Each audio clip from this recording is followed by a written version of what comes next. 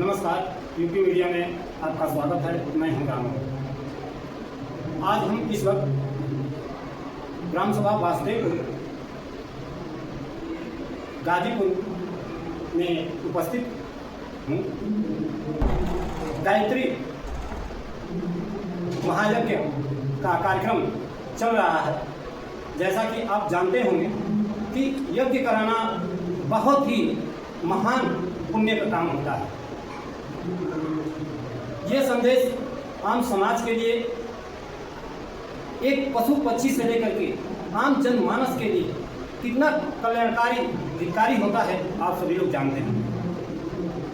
इसी के साथ हमारे बीच में गायत्री परिवार से, शांति कुंज हरिद्वार से, जिसकी प्रतिनिधित्व कर रही हैं उषा शर्मा जी, जो आजमगढ़ से बिलोंग करती हैं। कुछ उनसे मैं बातें करना चाहूँगा। आपका हमारे यूपी मीडिया न्यूज़ में बहुत बहुत स्वागत है। कहा जाता है कि जो भी गायत्री परिवार से जुड़ता है तो घर परिवार, सुख, समृद्धि, सभी चीज उसको मिल जाता है। ये बिल्कुल सत्य है, क्योंकि गायत्री मंत्र को कामधेनु कहा गया है, वृक्ष कहा गया है, पारस कहा गया है। और गायत्री मंत्र सबसे पहले हमारे थॉट प्रोसेस को चेंज करता है। साइंटिफिकली अगर देखा जाए तो हमारे सोचने के तरीके को बदल देता है। हमारा शास्त्र का अंदर इंद्र वदन अब्दुल्ला अपने नमक विश्व आर्य, हम श्रेष्ठ बने और हम पूरे विश्व को श्रेष्ठ बनाए।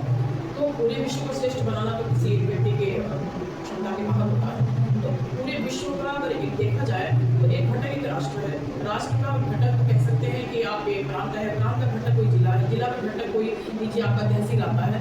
ऐसे करते करते आपका मोहल्ला है, आपका घर है। तो प्रत्येक व्यक्ति अगर अपने आप को सुधार ले, अपने थॉट प्रोसेस को चेंज कर ले, तो निस्संदेह वातावरण में एक सात्विकता का वातावरण बनता हुआ चला जाएगा। क्योंकि हमारा वेद भी कहता है मनुभाव, मनुष्य बनना। और ये गायत्री मंत्र ये कि हमें मनुष्य बनने की ओर ही प्रेरित करता है। अगर वास्तव में मनुष्य होते तो वेद क्यों कहता है कि मनुभाव और जनिया दिव्य जीवन, तो मनुष्य बनो और दूसरे को भी दिव्य बनाओ, यानी हम मनुष्य नहीं है। तो ये जो प्रक्रिया है गायत्री मंत्र की, यानी कि जो ऋषियों ने हमारी परंपरा चलाई है, उस परंपरा के माध्यम से हम श्रेष्ठ बने और दूसरों को भी हम श्रेष्ठ बनाए। यज्ञ को पूरे विश्व का, पूरे ब्रह्मांड की नाभि कहा गया है। वेद में अग्नि का उल्लेख पहले आता, अग्नि नीला कहा गया है। और यज्ञ को श्रेष्ठ ब्रह्मा। और इधर ये भी कहते कि नहीं, ना ही मनुष्य का श्रेष्ठता में दीक्षित, मनुष्य श्रेष्ठ कोई प्राणी नहीं है। तो मनुष्य अगर श्रेष्ठ है तो कर्म श्रेष्ठ होने चाहिए। यज्ञ मात्र इतना ये नहीं है कि हमने कुछ मंत्र बोले आहुतियाँ कर दी, लेकिन अगर बृहद रूप में देखें तो हमारे जिस भी कार्य के द्वारा समाज का हित होता हो, लोक का कल्याण होता हो, वो सब एक विषय में सुविधा से भी समाज का कल्याण जी।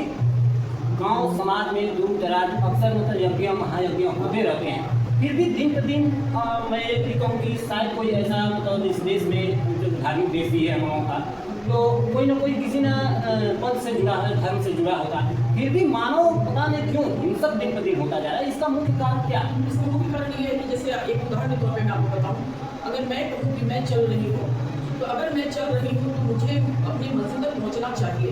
अगर मैं चल रही हूँ तो मैं नहीं पहुँच पा रही, इसका मतलब कि शायद मैं चलने का नाटक कर रही हूँ, या मैं एक ही जगह पर मैं कदम ताल कर रही हूँ, मैं चल नहीं रही हूँ। अगर मैं चलूँगी तो मुझे मंजिल तक पहुँचना चाहिए। तो जो भी ये धर्म कार्य वगैरह होते हैं, हम सुन तो लेते हैं पर शायद उसको अपने आचरण में नहीं ला पाते। कहीं ऐसा नहीं है कि मनुष्य जो है, मानव जो है, मतलब हम सब भ्रम में पड़ जाते हैं कि नहीं वहाँ मंदिर नहीं है, वहाँ तो हम वहाँ जाते हैं। अब फिर वहाँ जाते जाते तब तक ये पता चलता है कि वहाँ नहीं, वहाँ जाना चाहिए। यानी कहने का मतलब इस पंथ से उस पंथ से बंदर की तरह हम लोग कूदते रहते हैं, इस राम पे उस राम पे। ऐसा भ्रमित हो गया है मानव की, मतलब हम जाए तो कहाँ जाए। कारण उसके पीछे ये है ना कि हमने धर्म के सही स्वरूप को समझा जी, है ना। हमने धर्म को मान लिया है। कोई हम किसी देवस्थान में चले गए, या हमने कोई पीला कपड़ा पहन लिया, हमने लाल कपड़ा पहन लिया, या हमने कोई विधि अपना लिया, कोई हमने चिन्ह अपना लिया। वास्तव में धर्म ऐसा नहीं है। कहा गया है कि धर्म एवं हतो हंति और धर्मो रक्षित रक्षिता तस्मात् धर्मो न हन्तव्यः मानो धर्मो हतो वेति।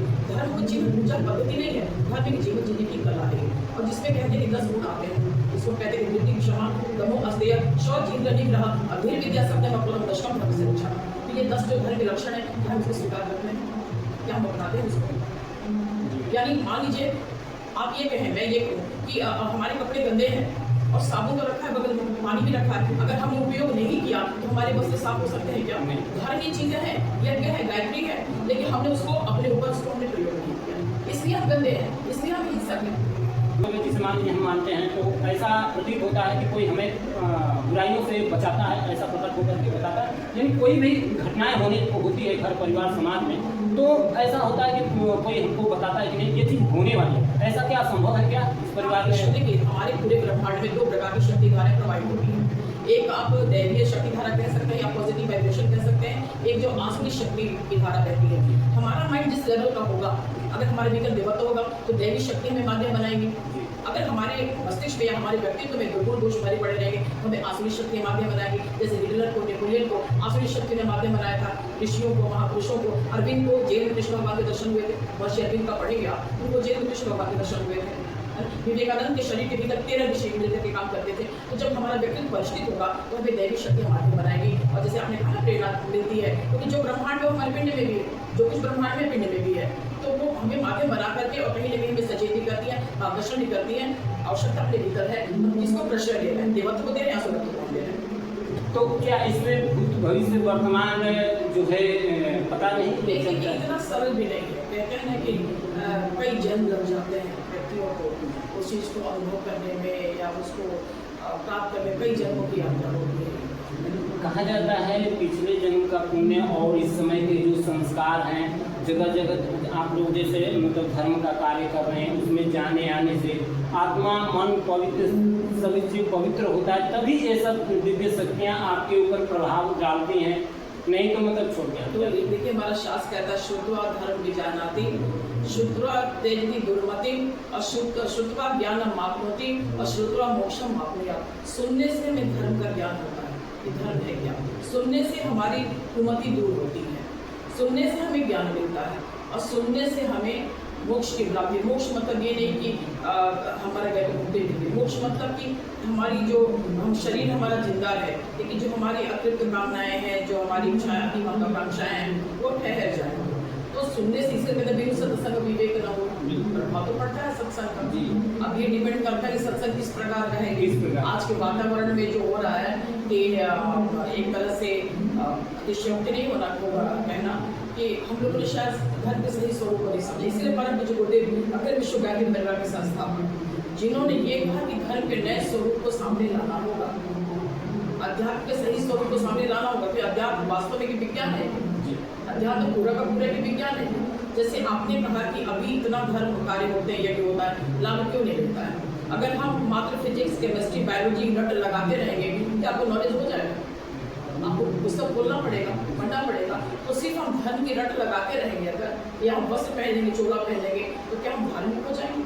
नहीं, जब तक उसको अपने जीवन में नहीं लाएंगे। धार्मिकता अलग है, आस्तिकता अलग है और आध्यात्मिकता अलग है, इसको हमें समझना पड़ेगा।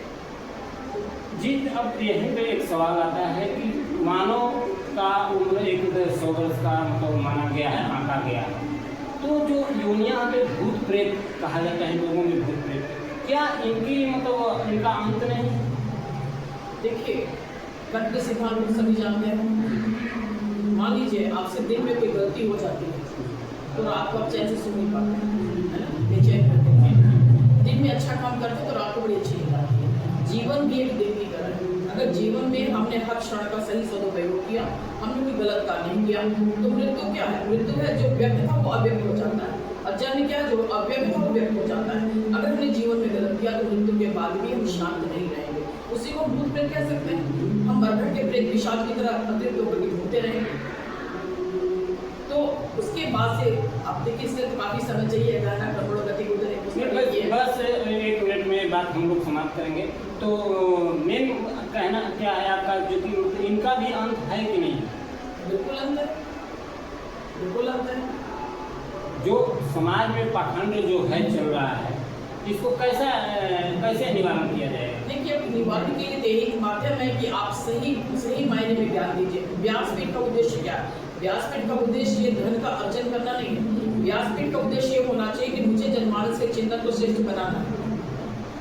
ये व्यासपीठ का उद्देश्य होना चाहिए, ना कि मुझे अर्थ का उपार्जन करना है, ना कि मुझे अपनी कथा को बेचना है। लेकिन जब वो इतना सत्संग प्रवचन लोग सुनते हैं फिर भी अपने आदत को नहीं सुधारते हैं। देखिए, लास्ट सवाल। बुरा व्यक्ति बुराई का सजीव प्रचारक होता है क्योंकि उसकी कथनी और करनी में भिन्नता नहीं होती। एक शराबी शराब पीता है, 10 को शराबी बना लेता है। एक सज्जन, अगर सज्जनता उसकी दिखती है तो क्या कारण है कि 10 को नहीं बना पाता? इसका मतलब सही मायने में हम सज्जन नहीं है, या तो हमने आवरण ओढ़ रखा है सज्जनता का।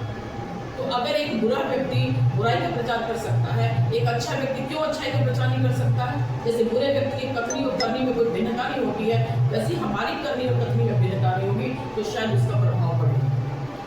लास्ट में आप हमारे समाज को बहुत से लोग देखते होंगे वीडियो को, तो उनके लिए आप क्या कहना चाहेंगे? समाज के लिए क्या कहना चाहेंगे?